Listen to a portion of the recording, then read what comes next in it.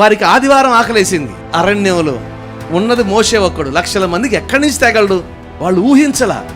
దేవదూతలు తినే మన్నా వారి కొరకు కురిపించబడింది. పూరేళ్లు సముద్రంలో నుంచి వచ్చి పాలెములో పడ్డాయి. పట్టుకుని వాళ్ళు శుభ్రంగా వండుకుని తిన్నారు.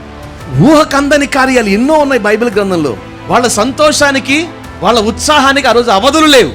ఎందుకంటే వారు ఎదురు చూస్తున్న కార్యం ప్రభు వారి జీవితంలో చేశాడు.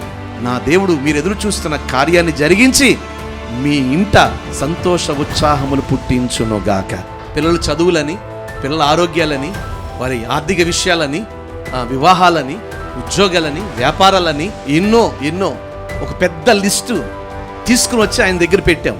దేవుని సేవకునిగా చెప్తున్నాను, మనం చేసే ఏ ప్రార్థన ఎన్నటికీ వ్యర్థంగా పోదు. మన ప్రతి ప్రార్థన ఆయన తన బుక్లో కవిలో రాసి ఉంచాడంట. మనం పెట్టే ప్రతి కన్నిటిని ఆయన బుడ్డిలో దాచి ఉంచాడంట. తగిన సమయమందు ఇదిగో మనం అడిగినవన్నీ తప్పనిసరిగా ఆయన కార్యములు చేసి మన ఇంట సంతోష ఉత్సాహములు పుట్టించునుగాక.